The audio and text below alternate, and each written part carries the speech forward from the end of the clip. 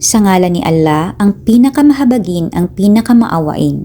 Lahat ng papuri ay para kay Allah, ang Panginoon ng mga daigdig. At naway ang kapayapaan at pagpapala ay mapasa huling propeta si Muhammad sa kanyang dalisay na Ahlul Bait at sa kanyang mga matutuwid na kasamahan.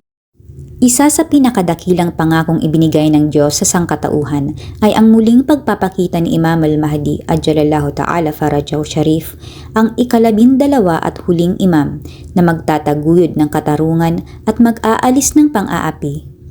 Ang kanyang presensya ay hindi lamang isang ilaw ng pag-asa, kundi isang panawagan sa pagkilos, isang paanyaya upang ihanda natin ang ating mga sarili, espiritual, intelektual at panlipunan. Ang kanyang kapanganakan at ang daan patungo sa malaking pagkatago o major occultation. Si Imam al-Mahdi Ajjalallahu Ta'ala Farajahu Sharif ay ipinanganak noon ika-15 ng Sha'ban 255 taon pagkatapos ng Hijra sa Samarra, Iraq. Ang kanyang kapanganakan ay itinago sa utos ng Diyos sapagkat ang malupit na mga Abbasid ay nais puksain ang lahi ng mga imam. Ang kanyang ama, si Imam Hasan al-Askari a.s. ay nag-ingat ng husto upang maprotektahan siya, sapagkat natatakot ang mga mapang-aping pinuno sa pagdating ng ipinangakong tagapagligtas. Matapos ang pagkamartir ng kanyang ama noong 260 taon pagkatapos ng Hijra, pumasok si Imam al-Mahdi Ajjalallahu Ta'ala Farajahu Sharif sa unang yugto ng kanyang pagkatago, na kilala bilang maliit na pagkatago o minor occultation. Sa panahong ito, siya ay nakipag-ugnayan sa kanyang mga tagasunod sa pamamagitan ng 4 na itinalagang kinatawan. Nang pumanaw ang ika-4 na kinatawan, nagsimula ang malaking pagkatago o major occultation na nagpapatuloy hanggang sa kasalukuyan. Ano ang kinakatawan ni Imam al-Mahdi? Si Imam al-Mahdi Ajjalallahu Ta'ala Farajahu Sharif ay sagisag ng makalangit na katarungan, tugon sa panalangin ng mga inaapi at katuparan ng pangako ni Allah na ang mga matutuwid ay magmamana ng mundo. Ang kanyang tungkulin ay hindi lamang upang maghari ng may katarungan, kundi upang kumpletuhin ang misyon ng lahat ng mga propeta. Ang ibalik ang lubos na paglilingkod kay Allah at palayain ang sangkatauhan mula sa kamangmangan at pang-aapi. Bagamat hindi natin siya nakikita, ang kanyang presensya ay isang aktibong puwersang nagpapanatili ng espiritual na balanse sa mundo, tulad ng araw na nagbibigay ng liwanag at init kahit natatakpan ng ulap. Ang bawat imam ng Ahlul Bait, alayhimussalam, ay namuhay sa iba't ibang sitwasyon.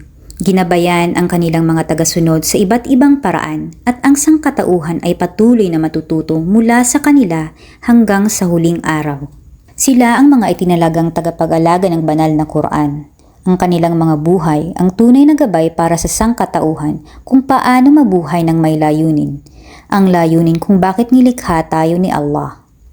Si Imam al-Mahdi Ajjalallahu Ta'ala Farajahu Sharif ay pinagsasama ang lahat ng mga tungkuling ito. Ang kanyang panahon ng pagkatago ay isang pagsubok ng pananampalataya at isang pagsasanay para sa kanyang mga tagasunod upang ihanda ang kanilang mga sarili para sa kanyang pagbabalik. Ang mga pangalan ni Imam al-Mahdi at ang kanilang mensahe. Al-Mahdi, ang pinatnubayan. Pinapatnubayan siya ni Allah at siya ang gagabay sa sangkatauhan sa landas ng katotohanan. Al-Qaim, ang titindig. Siya ay tatayo upang ipatupad ang katarungan at wasakin ang kasinungalingan. Al-Hujjah, ang patunay ni Allah. Siya ang buhay na patunay na patuloy ang patnubay ni Allah. Sahibul Zaman, ang Panginoon ng panahon. Siya ang tagapangalaga ng ating kapanahunan. Baqiyatullah, ang nalalabi mula kay Allah. Siya ang huling banal na pinuno na tutupad sa pangako ni Allah. Ang bawat isa sa mga titulong ito ay nagpapaalala sa atin ng ating responsibilidad na sundin ang banal na patnubay, labanan ang kawalan ng katarungan, at ipanatili ang mensahe ng Islam. Paano nakakaapekto si Imam al-Mahdi sa mga naghahanap ng katotohanan at katarungan? Para sa mga nauuhaw sa katarungan, si Imam al-Mahdi Ajjalallahu Ta'ala Farajahu Sharif ay isang pinagmumula ng lakas. Ang kanyang misyon ay nagbibigay inspirasyon sa mga kilusan laban sa pang-aapi at nagpapatibay sa loob ng mga naghahanap ng katotohanan. Ang kanyang pagbabalik ay hindi lamang isang kaganapan, kundi isang pagbabagong nagsisimula sa ating mga sarili. Paano natin hihintayin si Imam al-Mahdi? Ang paghihintay sa Imam Ajjalallahu Ta'ala Farajahu Sharif ay hindi dapat maging pasibo. Dapat itong maging aktibo at nakapagpapabago. Sinabi ng banal na propeta sallallahu alaihi wa alihi wasallam, ang pinakamainam na gawain ng aking umma ay ang maghintay sa muling pagpapakita ng Mahdi.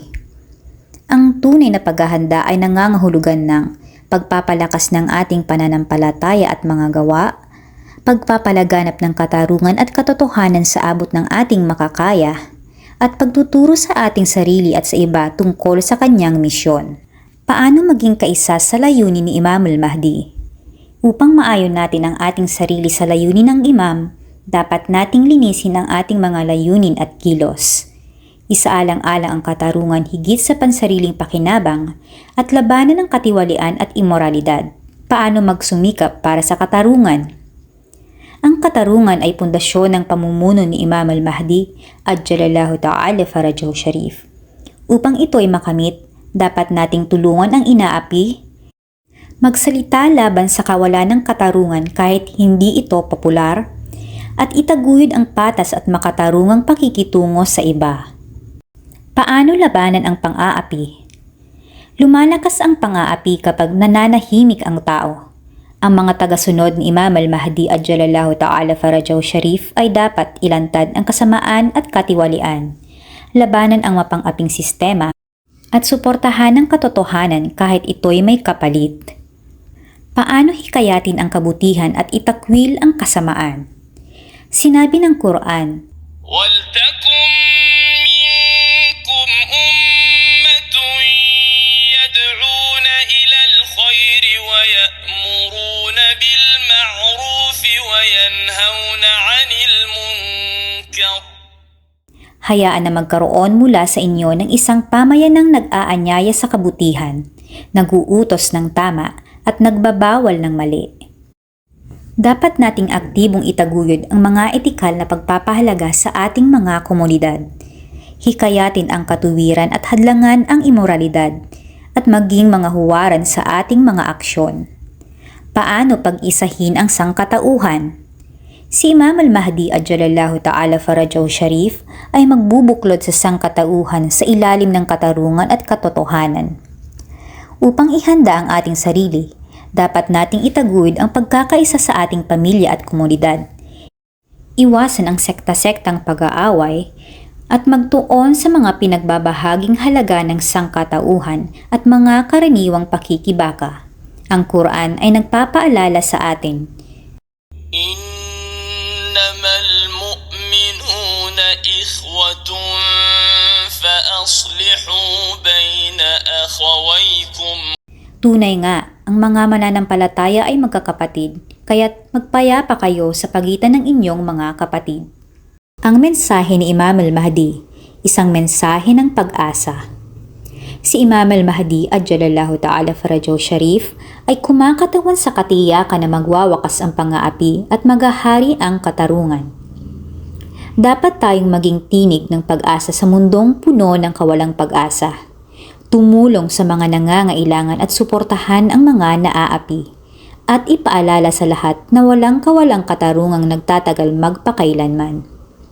Sinabi ng propeta sallallahu alaihi wa alihi wasallam, kahit isang araw na lamang ang natitira sa mundong ito, palalawigin ito ni Allah hanggang sa lumitaw ang isang lalaki mula sa aking lahi na pupuno sa mundo ng katarungan.